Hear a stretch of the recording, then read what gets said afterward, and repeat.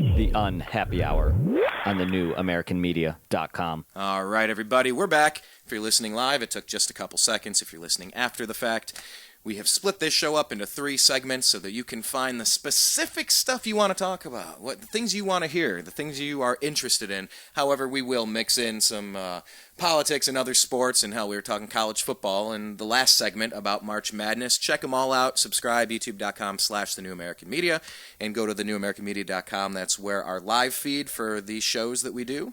That's where that's at, and that's where our Twitter feed is. We're at American_media_, and under that is our Facebook feed. So you can do all that, one-stop shop, thenewamericanmedia.com. All right, we're back with Zak Baris. Zak is a Cleveland sports fan, lifelong Cleveland sports fan, former NBA scout, current NBA consultant, and we just talked March Madness, and now we're going to talk about some Cleveland Cavaliers action. I swear, Zak, this team, they're up, they're down, there's drama, there's intrigue, there's like a frustration under the surface, and you can't tell if LeBron's just playing mind games or if there's something more going on. It is turned into a soap opera. They're Charlie Sheen. Their highs are really high and their lows are really low. I don't know how I don't know if that's going to bode very well for the Cavs moving forward. I'm just saying, though. Here's the thing.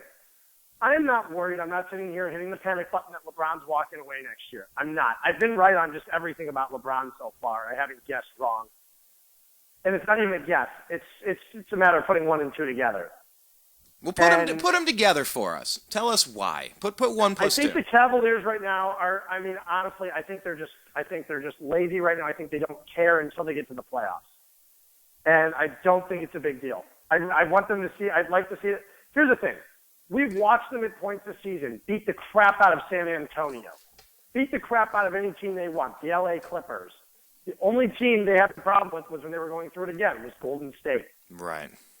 The nemesis in the West. And again, that doesn't even worry me yet because Golden State hasn't booked their trip to the championship yet. San Antonio, they proved, is no cakewalk. I'm still saying Golden State would beat them in a series, but there's no guarantee they will. San Antonio's probably going to win 68, 69 games. And be the least talked about badass team in NBA history. Yeah, they're 61-11 or something, Yeah. They're no cakewalk. Golden State hasn't even clinched the number 1 seed yet. That's true, and that makes a difference. I mean, the Cavs have had the Raptors hanging around, nipping at their heels all season. They're currently up 2.5. I'm not worried about the Raptors. The Raptors have a great backcourt, but the problem is their front court can't score the basketball. It doesn't work. They don't worry me. They really don't. And the Raptors have never made it out of the first round of the playoffs, other than one time. They choke every year. I expect them to choke again this year. They're the Raptors. Yeah, for as amazing as Golden State's been playing, the Spurs are there 4 games back. They're that close. Exactly. And I'll tell you this.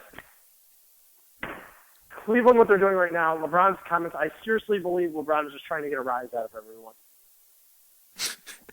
Why would he do that, though? I think it's so stupid. LeBron, he does his stuff. I don't know why he does it. He did it last year. Does it every year.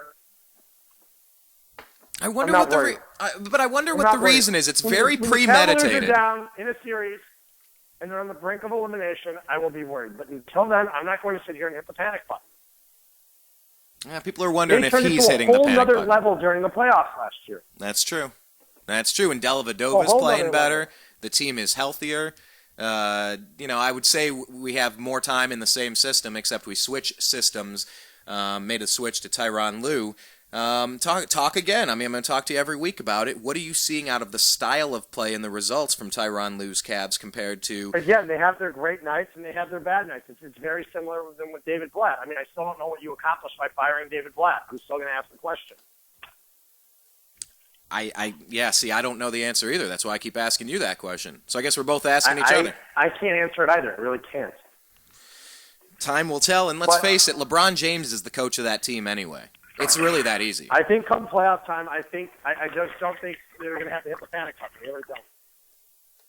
And what about Kyrie? I'm not worried. What about Kyrie and Kevin Love? What about their roles? I think Kyrie, honestly, if they don't win the title, Kyrie's going to be the first to be traded. It's not going to be Kevin Love. It'll be Kyrie Irving.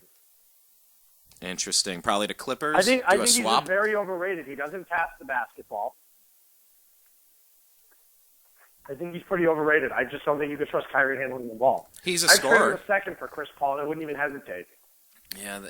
Well, who was the best distributor on the Heat? I mean, you'd probably have to say it was LeBron James. It was LeBron. It wasn't Mario Chalmers. It was LeBron and Wade dishing off the basketball. So who's LeBron's second assist man? The who is it on the Cavs? Is it Delly? Is it? It's Dellavedova. It's not even close. So how do you do?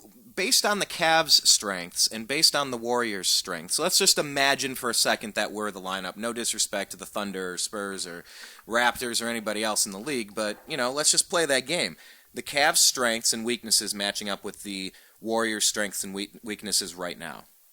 The Warriors move the ball better than any team. You have a center in Draymond Green, a power forward center in Draymond Green that averages over 7 assists a night. He averages more than their starting point guard. He's obviously like he's a point forward. That's what he is. LeBron's the same thing. They play their games a little differently, though. Does not distribute the basketball well, and that's been his problem. If the Cavaliers can get significant minutes out of Dellavedova in the finals, then they're going to be just fine. But again, you have to move the ball. I mean, we see some nights where the Cavs move the ball with such fluidity, and then you look at other nights, and you're just like, what the hell are they doing? Kyrie's sitting there jacking up shots. LeBron takes some awful shots some nights. I mean, they're not going to pin it all on LeBron.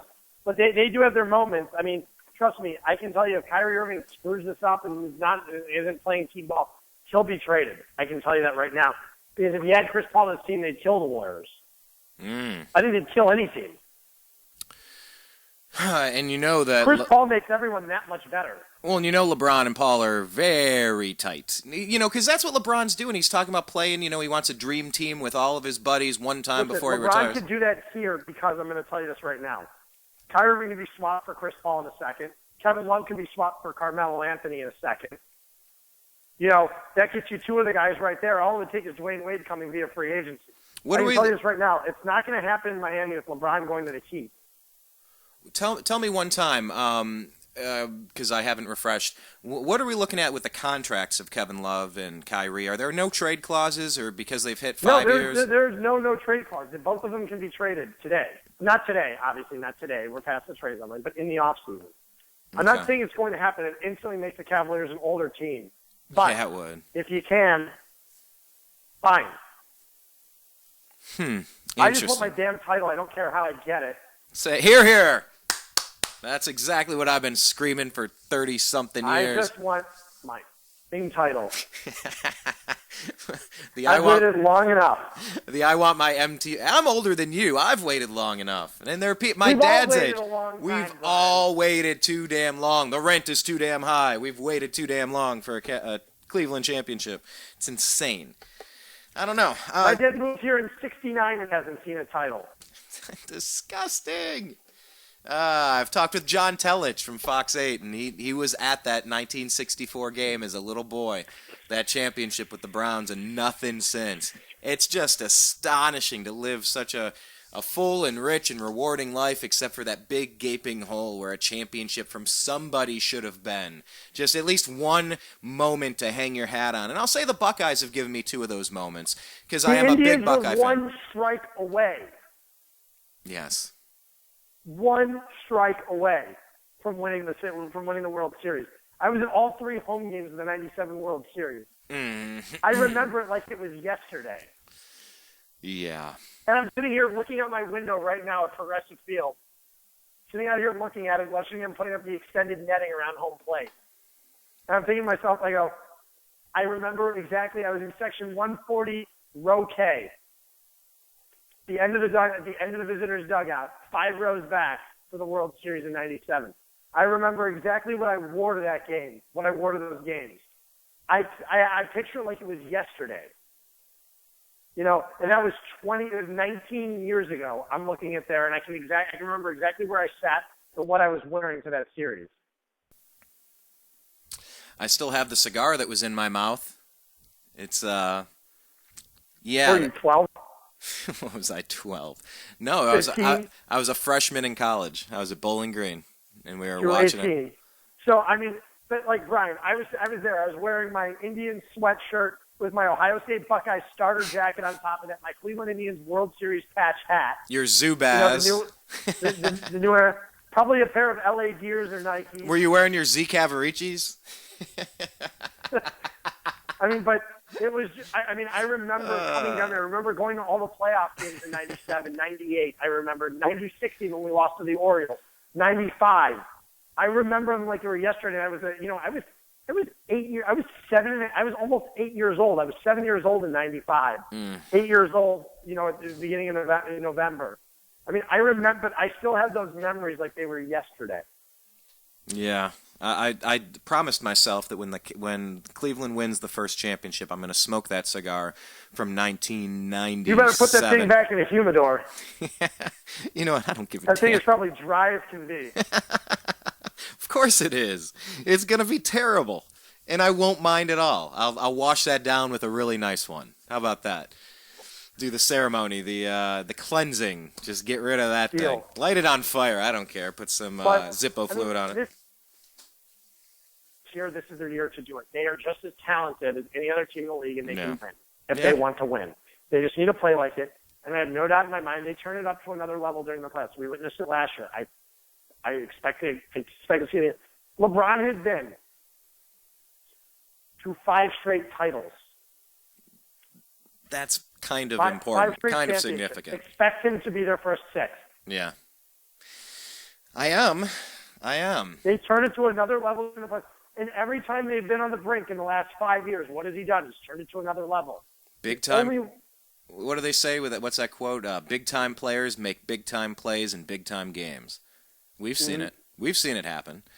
People still criticize LeBron for not having that, that eye of the tiger, that killer instinct. If they win it this year, I'll never say anything bad about the guy again. The guy can leave again. I wouldn't be happy, but fine, whatever. He brought us the title. Fine. I just want that title. It would be great to build like a 10-year. If you use LeBron right, I mean, he's a smart player that does tend to stay healthy. He could play deep into a career like a Kobe Bryant, like a Kevin Garnett. If he adjusts his style of play to do it right, you could see him playing for a long time. I don't see this as the last year. I won't see one from the Browns anytime soon, if ever. You won't see what? I said we won't see a title from the Browns anytime soon, if ever. Yeah. Okay, let's do that. Let's switch over. Let's talk about RG3 signing with the Browns. If you're not following Zach on Twitter, he's at ZBaris. That's ZBaris. And check out all of our stuff at thenewamericanmedia.com. We'll be right back on the other side. This is the Unhappy Hour. Yeah. It's the Unhappy Hour. And this is John B. Wells reminding you that not only is Brian Engelman a cool guy, and not only is the newamericanmedia.com a very cool platform, but here's a cool idea for you, too. Are you alone? Not really. Do you like dogs? Do you like cats? You do. Of course you do. Everybody does. One or the other, maybe even both. There are a lot of dogs and cats that are at shelters right now, and if somebody doesn't take them home, they're going to wind up euthanized. That's a nice way of saying they're going to be killed, because there's simply not enough room. I guarantee it, the best dogs and the best cats, the best pets, come from shelters. There's something about dogs and cats. They know. They know where they are. You walk through one of them, and certainly at least one is going to look at you and go, I wish you'd take me home. I'm in hell. Please take me out of here. It'll be the best thing that you ever did for your soul. You'll feel good about it. And not only that, but you have a friend for life. Doesn't matter if you got money, you don't have money. Well, it doesn't make any difference to a dog or cat. All they need is the sound of your voice and maybe even the stroke of your hand, and they're fine. Maybe a little food every once in a while. The sweetest sound that those pets ever hear is your voice. Think it over and adopt a cat or a dog from a local shelter today. I'm telling you, you'll be glad you did.